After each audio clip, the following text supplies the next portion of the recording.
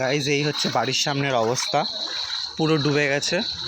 Office থেকে এসে একটু ঘুমিয়েছি, দেখছি জল আরও বেশি বেড়ে গেছে।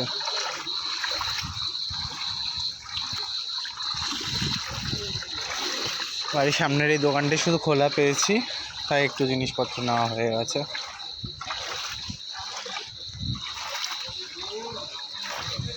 এই যে বাড়ির সামনে জল, আমি যাচ্ছি এখন বন্ধুর সাথে দেখা করতে।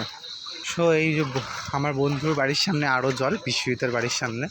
তো সবে জাস্ট বেরিয়েছিলাম, আমার বন্ধু ফোন করে বলছে এই কথাই যে আতে হো তো ছাতা লেতে আনা, না হলে জি বরকে বারিশ ভিগা দেগা।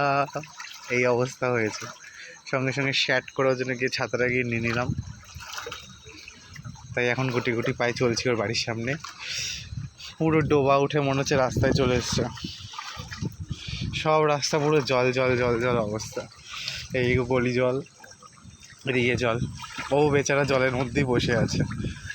দেখাচ্ছি তোমাদেরকে, ওয়েট ওয়েট ওয়েট, ভিডিওটা শেষ পর্যন্ত দেখো। আরে বাবা, ছাতা আমার উড়িয়ে দিচ্ছে। আকাশটা আবার বেশ ভালো মেঘ করে এসছে।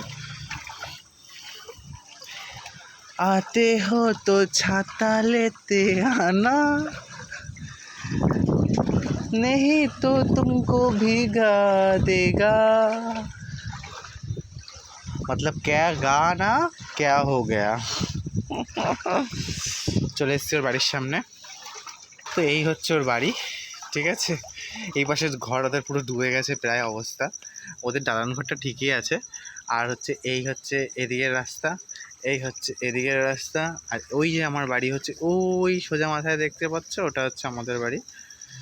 তো এখন যাওয়া যাক ওর অবস্থা দেখি কি আছে। এ বিশ্ব,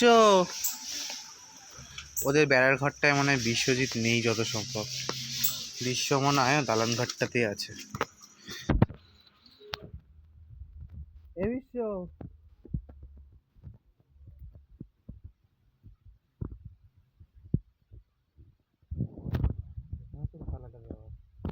দেখছি তাহলে।